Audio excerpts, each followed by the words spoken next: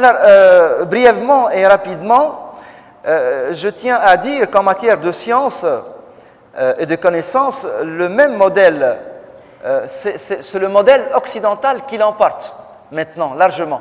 Et même chez nous, nous cessons un moment de suivre le modèle purement coranique et islamique, et nous sommes sous l'influence de ce deuxième modèle, c'est le modèle occidental de la connaissance et de la science. Parce que c'est le modèle le plus présent et le plus fort, c'est le modèle le plus armé pour devenir modèle universel, pour devenir pratiquement modèle cosmique.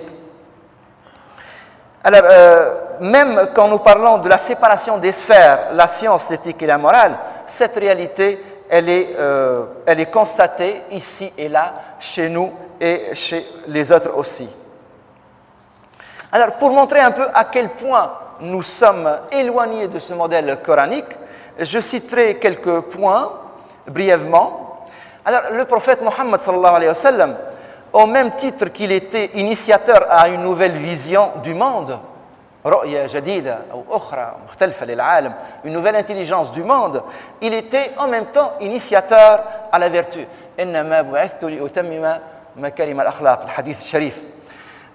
Coran, un autre point, donc, profite de chaque évocation des signes qui remplissent la création pour suggérer une prise de conscience scientifique, et cette conscience scientifique est solidairement attachée à une attitude morale.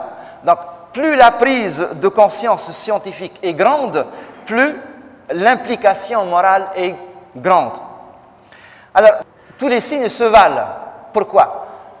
À partir du moment que tous les signes conduisent à Dieu ou vers Dieu, donc ils sont sacrés, ils sont porteurs de l'essentiel, ils sont orientateurs vers l'essentiel, et à partir de ce moment-là, les signes se valent parfaitement. Il n'y a pas conséquemment des sciences sacrées, ulum muqaddasa, wa ulum mudannasa, des sciences sacrées et d'autres sciences profanes. Science en islam ne signifie pas théologie. Et c'est précisément ce modèle-là qui a sévi en Occident chrétien pendant de longs siècles. Au cours du XVe, du XIVe, du XIIIe siècle, être scientifique en Europe, c'était forcément être théologien, participer de cette discipline de la théologie. Pour l'islam, la théologie est une science, mais la science ne se limite pas à la théologie. Le prophète Mohammed sallallahu alayhi wa sallam recommande aux musulmans de partir très loin pour se former, en l'occurrence en Chine. Le champ du savoir est immense, voire infini, à l'horizontale comme à la verticale, puisque le musulman, s'il est suffisamment doté d'audace, peut conquérir la science des cieux. Donc la science des cieux, c'est une science verticale. Les savants musulmans ont puisé dans toutes les langues, dans tous les registres et dans toutes les cultures. Ils parvenaient à faire miraculeusement la part des choses. Ils ont traduit les Grecs, et ont mis en place des disciplines de savoir en rapport avec ce qu'ils apprenaient au contact des autres. Les savants arabes et musulmans ont beaucoup donné à l'Occident, et ils ont en même temps, ils n'ont trouvé aucun mal à prendre des Occidentaux et essentiellement des Grecs. Alors, avant, la science ne permettait pas, dans les siècles passés, de faire, comme on dit aujourd'hui, carrière. Faire carrière, c'est-à-dire gagner beaucoup d'argent, être célèbre, avoir un pouvoir. Donc, pour les savants musulmans, la science était une vocation, le signe d'un engagement éthique et d'une application morale. Les savants musulmans étaient humbles, ils devaient continuellement rappeler leur fragilité d'humain et l'immensité des domaines scientifiques. Donc, vous avez cette formule très utilisée, fréquente chez les ulama de l'islam. À la fin, Wallahu min wara'il qazd, ou Allahu a'lam. Seul Dieu sait ou est capable de savoir. C'est le signe d'une grande humilité, d'une grande modestie. Ça aussi, c'est une qualité morale en rapport avec l'activité scientifique. Alors, des cheikhs et des maîtres dans l'histoire de l'islam, se sont assidûment penchés sur des questions qui peuvent sembler futiles. Par exemple, des questions en rapport avec le corps, la jouissance, la sexualité. Ce sont, dira-t-on, les sciences du bas. Or, pour l'islam, il n'y a pas une science du bas, il n'y a pas une science basse, parce que cette science est en rapport toujours avec l'homme qui ne peut évoluer intellectuellement et spirituellement que s'il est épanoui au matériel. Donc les sciences de la mort maintenant, qui sont actuelles, sont bien en vogue actuellement, armement et suite. Il est intéressant de rappeler que l'agir scientifique est éthiquement cadré pour un scientifique musulman. Il faut continuellement veiller à la double considération de Dieu et de l'intérêt humain. Donc vous voyez que beaucoup de travail nous attend pour renouer avec le modèle coranique. Alors, on parle beaucoup de renouer avec le modèle islamique, renouer avec l'islam, renouer un peu avec l'âge d'or des musulmans. Donc, peut-être un retour à Oul Albab pour conclure, pour résumer. Il y a dans nos sociétés une volonté manifeste et manifestée de renouer avec les sources culturelles de l'islam. Cette volonté a toujours été vivace, mais depuis certaines choses, entre autres l'échec de la modernisation à l'occidentale, donc depuis ce moment-là, l'élan de vouloir revenir à l'islam donc, a repris de plus belle. C'est légitime et compréhensible à la fois. Mais qu'appelle-t-on au juste renouer avec l'islam et redevenir authentiquement musulman? L'islam n'est pas réductible à une série de slogans, ni résumable en discours figés. Il n'est pas non plus traduisable par des actes médiatiques, mais cependant peu calculés et efficaces. Il est beaucoup plus immense, beaucoup plus vaste.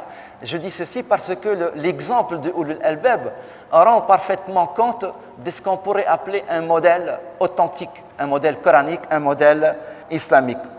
Donc, seule la conscience de l'homme, une conscience retravaillée dans cette école de Ulul Albab, peut à la fois contenir le modèle coranique et le rendre fidèlement. Nous avons tous, je crois, et sans doute, besoin de cette communauté, de ces Ulul Albab. Donc, à ces hommes intelligents et vertueux, à ces individus privilégiés, nous dirions peut-être ceci: prêtez-nous vos yeux pour voir un peu, car en effet, une plume, cela suffit peu. Alors, parce que je suis en terre soufie, je tiens à rendre hommage au soufisme et à ses illustres maîtres et figures. Pourquoi? Parce que je crois que le soufisme respecte parfaitement ce modèle coranique que représente le Ulul Albab. في الجزء الثالث من المداخلة اهتمام بوضع المسلمين، فالإسلام أمر والمسلمون أمر آخر، والعلاقة بين الأمرين حالة مؤسفة من البعد. ذلك أن المسلمين عامة لا يستثمرون بشكل فعال ما توفره ثقافتهم الإسلامية، ممثلة في توجيهات القرآن الكريم وفي وصايا النبي صلى الله عليه وسلم وفي سير علمائهم الأجلاء. لقد طرأ على المسلمين ما طرأ ويطرأ على غيرهم من ابتعاد عن الأصول والمنابع. طغت عادات كثيرة واستشرى كثير من الخلط، بالإضافة إلى تداخلات ثقافية نشطتها العولمة ووسائط الاتصال الحديثة. كل هذا مما يعسر العودة إلى الأصول والمنابع. ما الذي نعنيه اليوم بالعودة إلى هذه المنابع؟ علما أن الحديث عن هذه العودة يزداد يوما بعد يوم، وذلك بعوامل كثيرة.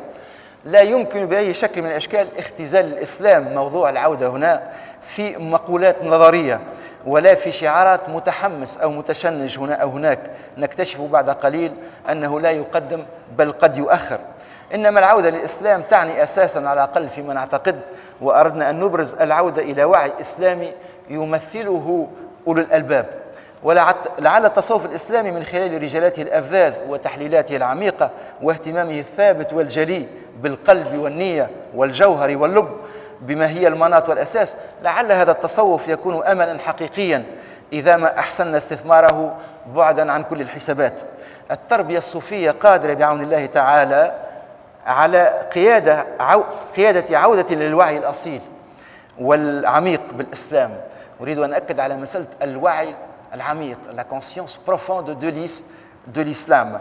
C'est une conscience qui ne s'obtient qu'à partir du moment où nous sommes capables d'aller vers l'essentiel, que sauf si nous avons nous-mêmes une partie en nous-mêmes essentielle aussi. ولقد جرب هذا البلد الطيب الجزائر منذ زمن طويل كيف يقود التصوف إلى الخير، وعموما فإن الخير بالخير أولى وأجدر. التصوف لا يبقى في مستوى الألسن والأبدان والعقول، إنما يتجاوزها جميعا ليلامس الألباب، وما أصعب أن يلامس الواحد منا الألباب. فإذا مست الألباب والقلوب تحرك الوعي عميقا، ذهب بالألسن ذكرا، بالعقول إبداعا، وبالأبدان حركة خير، ذهب بعيدا والحمد لله على ذلك. وحضوري بينكم في هذا المكان الراقي في البعض منه بل في جله تعبير عن احترامي الصادق إن شاء الله لإسهامات التصوف الإسلامي، ووعي ثابت إن شاء الله أيضا بالأمل الذي يمثله، خصوصا الآن وقد اختلطت السبل الآن والعين تحتاج إلى نور تبصر به، والله أعلم. هذا من فضل ربي ومن فضل أولي الألباب. أحمد الله وأشكر فضل أولي الألباب، كما أشكر حسن استماعكم وانتباهكم، فلولا استماعكم لما كان لنا صوت. اللهم أرنا الحق حقا وارزقنا اتباعه، وأرنا الباطل باطلا وارزقنا اجتنابه. اللهم اجعلنا هادين مهتدين، لا ضالين ولا مضلين. اللهم اجعلنا مفاتيح لكل خير ولكل شر مغاليق. واحفظ اللهم جزائرنا الحبيبة، مغربنا والمشرق. وصل يا ربي على سيدنا محمد وآله وصحبه وسلم. سبحان ربك رب العزة عما يصفون، وسلام على المرسلين، والحمد لله رب العالمين.